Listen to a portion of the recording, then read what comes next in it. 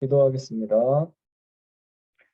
땅에 마신 아버지 하나님, 오늘도 주님 앞에 저희를 부르셔서 주님께 예배하는 예배자가 되게 하심에 감사합니다. 저희가 늘 주님께 예배드림으로 주님께 새 힘을 얻고 주님 은혜 가운데 거하기 원합니다. 주님께서 오늘도 저희를 만나주시고 주님 안에서 새롭게 되는 그런 귀한 예배 시간 되게 하여 주시옵소서. 지난 하루도 주님 말씀 가운데 살게 하시고 또 평안한 밤을 보내게 하심에 감사합니다. 오늘도 주님과 함께 평안한 하루를 보낼 수 있도록 저희가 주님 말씀을 따라서 살기 원합니다. 저희가 그 주님의 말씀을 따라 살 수 있도록 주님께서 저희와 함께 하시고 저희에게 의지력을 더하여 주시옵소서. 저희가 주님 말씀을 대할 때 그 말씀을 하나님 말씀으로 받아들이고 아멘으로 순종할 수 있는 그러한 마음을 저에게 주시옵시고 또 주님 말씀이 저의 삶의 위로가 되게 하시고 저의 삶을 지탱할 수 있는 원동력이 되게 하여 주시옵소서. 말씀을 전하는 전도사에게도 함께 하셔서 하나님의 말씀을 올바르게 잘 전할 수 있도록 지혜와 명철을 허락하여 주시옵소서. 예배드리는 분들의 건강을 주님께서 책임져 주시고 또 예배에 함께하지 못하는 분들과도 주님께서 똑같이 함께하여 주시옵소서. 이 모든 말씀 예수님의 이름으로 기도드립니다. 아멘.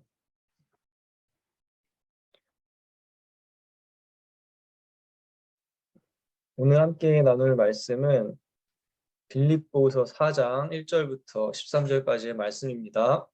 여러분을 위해서 읽을 때 여러분들도 마음속으로 함께 읽어주시면 감사하겠습니다. 그러므로 사랑하고 사모한 나의 형제 자매 여러분, 나의 기쁨이요 나의 면류관인 사랑하는 여러분, 이와 같이 주님 안에 굳건히 서 계십시오. 나는 유오디아에게 권면하고 순두계에게도 권면합니다. 주님 안에서 같은 마음을 품으십시오. 그렇습니다. 나의 진정한 동지여, 그대에게도 부탁합니다. 이 여인들을 도와주십시오.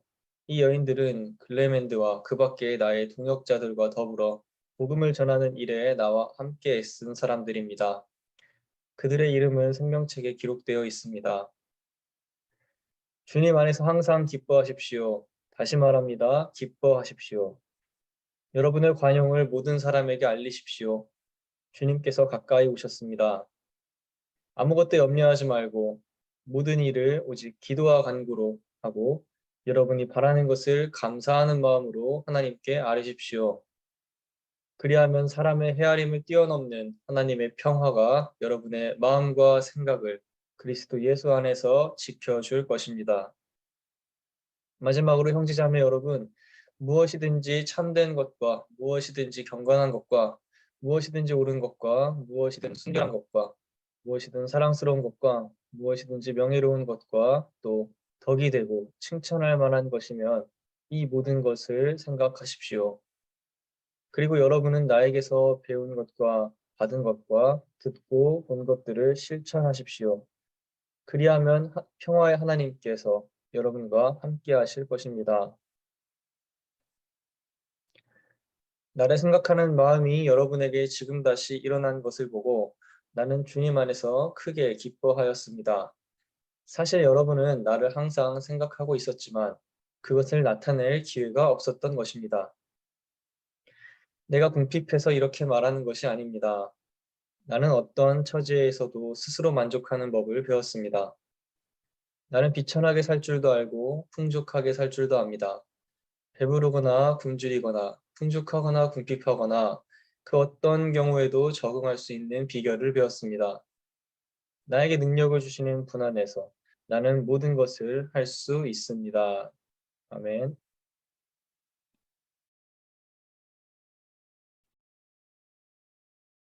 연말과 연초에 가장 많이 듣는 말이 무엇일까요? 아마 기쁨이라는 단어 같습니다.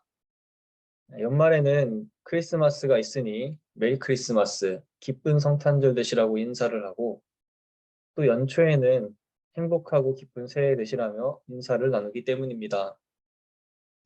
그런데 이 기쁨이라는 말은 사실 연말과 연초에만 나누는 말이 아니라 우리 삶 가운데 가장 중요한 부분을 차지하고 있는 단어가 되어야만 합니다. 왜냐하면 우리는 모두 무엇인가에 대한 기쁨을 느끼며 그것을 원동력으로 살아가는 존재이기 때문에 그렇습니다. 삶에 아무런 기쁨이 없게 된다면 우리는 그것을 가리켜서 우울증에 걸렸다고 말합니다. 그런데 안타깝게도 유엔사나 자문기구인 지속가능 발전 해법 네트워크가 작년에 공개한 2022년 세계 행복 보고서에 따르면 한국의 행복지수가 경제협력개발기구 38개 회원국 중에서 36위로 최하위권으로 나타났다고 합니다. 이를 대변하듯 현재 한국인의 자살률은 갈수록 늘어가고 있으며 특히 청년들 중에 많은 사람들이 안타깝게도 자살로 생을 마감하고 있다고 합니다. 그런데 여기서 주목할 점은 자살의 가장 큰 원인이 바로 우울증에서 비롯되었다는 것입니다. 이것은 즉, 보고서의 내용과 같이 많은 사람들이 삶에서 행복과 기쁨을 찾고 있지 못한다는 말과 같습니다. 그렇다면 우리 삶에서 행복을 되찾고 기쁨 가운데 살아갈 수 있는 방법은 무엇일까요? 기독교인이 어떻게 기쁨 가운데 살아갈 수 있는지에 대해 특별히 빌립보서 말씀을 통해 함께 생각해 보면 좋겠습니다. 여러분은 보통 언제 기쁨을 느끼시나요? 보통 사람들은 내가 잘 될 때 기쁨을 느낍니다. 내 계획이 이루어지고 내가 사업이 성공하고 내 자식이 잘 나가야지 기쁨을 느낍니다. 그러므로 일반적으로는 내가 잘 되지 않는다면 우리는 절대 기쁨을 느낄 수 없습니다. 반대로 나는 잘 안 되었는데 남이 잘 되는 것을 보면 어떻습니까? 선조들은 사촌이 땅을 사면 배가 아프다고 말했습니다. 남이 잘 되면 함께 기뻐하는 것이 아니라 나도 잘 되고 남도 잘 돼야 기뻐하는 것이 대부분의 사람들의 마음인 것입니다. 그런데 오늘 말씀에서 바울은 주님 안에서 항상 기뻐하라. 다시 말하니 기뻐하라 라고 말합니다. 어떻게 우리가 항상 기뻐할 수 있을까요? 이 말씀을 이해하기 위해 우선 빌립보서 2장을 잠시 살펴보면 좋겠습니다. 빌립보서 2장에서 바울은 우리에게 그리스도 예수의 마음을 품으라고 말합니다. 그리스도 예수의 마음이란 무엇입니까? 그것은 내가 아닌 다른 사람들을 더 생각하고 돌보아주는 사랑의 마음입니다. 즉, 내가 잘 되어서 그것으로부터 기쁨을 누리는 것이 아니라 그리스도 예수의 마음을 품고 이웃의 기쁨 속에서 나 또한 기쁨을 발견할 수 있어야 한다는 것입니다. 바울은 2장 6절부터 11절까지 예수 그리스도의 나심과 죽으심, 그리고 부활하심을 통해 이를 설명합니다. 예수 그리스도께서 종의 모습으로 십자가에 달리시기까지 자기를 낮추신 이유는 우리를 사랑하셨기 때문입니다. 그리고 그러한 겸손함으로 예수님은 늘 그분의 사역 가운데 남들을 돌보시고 그들이 구원의 기쁨을 누릴 수 있도록 하셨습니다. 공생의 직전 사탄의 유혹을 물리치신 예수님을 기억해 보면 좋겠습니다. 예수님은 자신이 사역에 성공하고 위대한 인물이 되는 것에서 기쁨을 찾지 않으셨고 오히려 구원받은 사람들의 기뻐하는 모습을 보시며 함께 기뻐하던 분이셨습니다. 사랑하는 성도 여러분, 이웃의 기쁨이 여러분의 기쁨이 되기를 소망합니다. 우리 삶의 기쁨을 자꾸만 나에게서만 찾으려고 한다면 우리는 이기적인 신앙인이 되고 말 것입니다.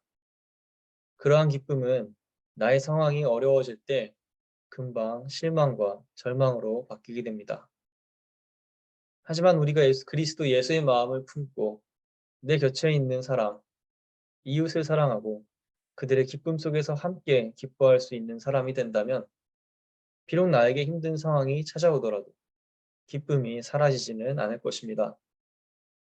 왜냐하면 함께 기뻐한 그 사람들이 여러분의 기쁨이 되어줄 것이기 때문입니다. 뿐만 아니라 예수 그리스도께서 자신을 낮추셨을 때 그 무엇보다 높여주신 것처럼 이웃의 기쁨이 나의 기쁨이 되는 그러한 겸손한 삶을 살아가는 여러분의 삶을 하나님께서 분명히 높이시고 책임져 주실 것입니다. 그러므로 우리는 주님 안에서 항상 기뻐할 수 있는 것입니다. 우리가 항상 기뻐하며 살 수 있는 두 번째 방법은 바로 모든 염려를 주님께 맡기는 것입니다. 오늘 본문 6절과 7절에서 바울은 이렇게 말합니다. 아무것도 염려하지 말고 모든 일을 오직 기도와 간구로 하고 여러분이 바라는 것을 감사하는 마음으로 하나님께 아뢰십시오. 그리하면 사람의 헤아림을 뛰어넘는 하나님의 평화가 여러분의 마음과 생각을 그리스도 예수 안에서 지켜줄 것입니다. 사람들이 염려하는 일의 80%는 앞으로 일어나지 않을 일에 대해 미리 걱정하는 것이라고 합니다. 아무것도 염려하지 말라는 말은 미래의 일을 대비하지도 말고 아무 계획 없이 하나님만을 의지하라는 말이 아닙니다. 우리가 아직 일어나지 않은 일에 마음을 쏟고 염려한다면 망설임 가운데 아무것도 바꾸어 나갈 수 없을 것입니다. 하지만 염려를 주님께 맡기고 우리의 삶을 돌보시는 하나님께 감사한다면 지금 우리의 삶에 더 집중할 수 있게 되고 결국 우리는 미래를 기쁨으로 바꾸어 나갈 수 있게 됩니다. 심지어 우리가 어려움 가운데 처하더라도 하나님께서는 그러한 우리 마음에 평화를 주시고 우리의 마음과 생각을 지켜주실 것입니다. 빌립보서는 바울이 옥중에서 작성한 편지입니다. 하지만 바울의 암울한 상황과는 반대로 편지의 주제는 신교와 감사, 교인들의 영적 성장과 인내를 담고 있습니다. 더욱이 바울은 그의 삶의 끝이 다가온 순간이었음에도 본인은 기뻐한다고 말하고 있습니다. 12절에서 말하는 것처럼 본인은 비천하게 살 줄도 알고 풍족하게 살 줄도 알고 배부르거나 굶주리거나 풍족하거나 궁핍하거나 그 어떤 경우에도 적응할 수 있는 비결을 배웠다고 말합니다. 다시 말하면 자신에게 어떠한 상황이 닥치더라도 자신은 기뻐할 수 있다고 말하고 있는 것입니다. 어떻게 그럴 수 있었을까요? 그것은 바울 또한 자신의 염려를 모두 주님께 맡겼기 때문입니다. 바울은 옥에 갇힌 자신이 죽을 것에 대해 염려하고 절망하지 않았습니다. 오히려 나에게 능력을 주시는 주님 안에서 모든 것을 할 수 있다는 소망의 말을 전합니다. 사랑하는 성도 여러분, 우리의 염려를 주님께 맡기기를 소망합니다. 자신의 고민과 걱정을 들어줄 수 있는 사람은 친구와 부모님, 선생님과 같이 우리에게 가장 가까운 사람일 것입니다. 마찬가지로 하나님께 우리의 염려를 맡기라는 것은 하나님께서 그 무엇보다도 우리의 가장 가까운 분이 되어 주시겠다는 것입니다. 우리의 가장 가까운 아버지이자 친구 되시는 하나님을 의지하며 하나님이 주시는 평안 가운데 어떠한 환경 가운데서도 항상 기뻐할 수 있는 우리가 되기를 소망합니다. 주님 안에서 항상 기뻐하며 살 수 있는 세 번째 비결은 하나님을 기쁘시게 하는 삶을 사는 것입니다.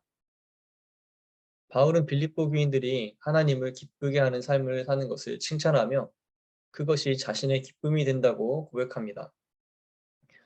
15절과 16절을 보면 빌립보 교회가 바울이 복음을 전하던 초기에 바울에게 협력하였고 바울이 데살로니가에 있을 때에도 쓸 것을 보내주었다는 것을 알 수 있습니다. 이처럼 우리가 하나님의 일을 위해 쓰는 모든 것들은 18절에서 바울이 말하는 것처럼 하나님께서 기쁘게 받으시는 제물입니다.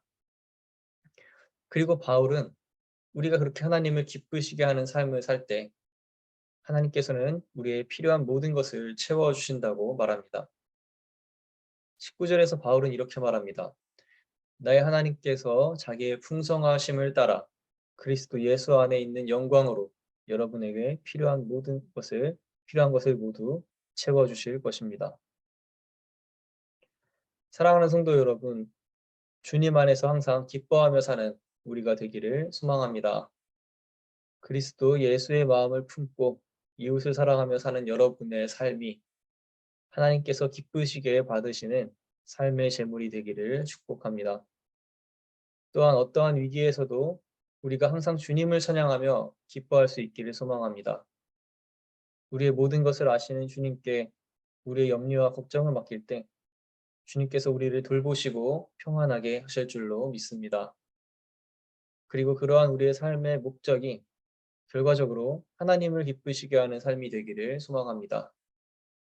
은혜가 풍성하신 하나님께서 우리의 간구하는 모든 것을 채워주시는 기쁨을 또한 우리에게 허락하실 것입니다. 잠시 기도하겠습니다. 우리의 참 기쁨과 소망이 되시는 아버지 하나님, 오늘 말씀을 통해서 저희가 항상 기뻐하라는 말씀을 듣게 됩니다. 그렇습니다, 주님. 저희가 이제 주님 안에서 항상 기뻐하며 살기 원합니다. 저희의 삶이 아무리 빈곤하고 때로는 험악하고 또는 어려움이 찾아올지라도 저희 모든 근심과 염려를 주님께 맡기고 저희 삶에 집중하면서 저희 삶을 주님께서 원하시는 주님을 기뻐하는 그러한 삶을 사는 저희가 되게 하여 주시옵소서. 그러므로 저희가 늘 주님을 찬양하며 저희 삶 가운데 저희 필요한 모든 것을 채우시는 주님을 경험하며 놀라운 은혜 가운데 살아가는 저희가 되게 하여 주시옵소서.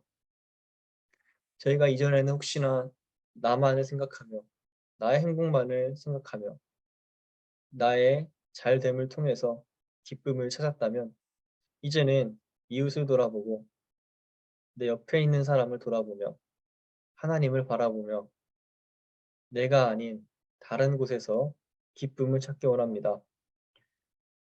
내가 도와주는 그 사람의 웃음 속에서 내가 기도해주는 그 사람의 행복 속에서 내가 기쁨을 발견할 수 있는 사람이 되게 하시고 우리가 주님을 영광되게 하며 주님을 위해서 하는 모든 일들 가운데서 저희가 기쁨을 발견하게 하여 주시옵소서.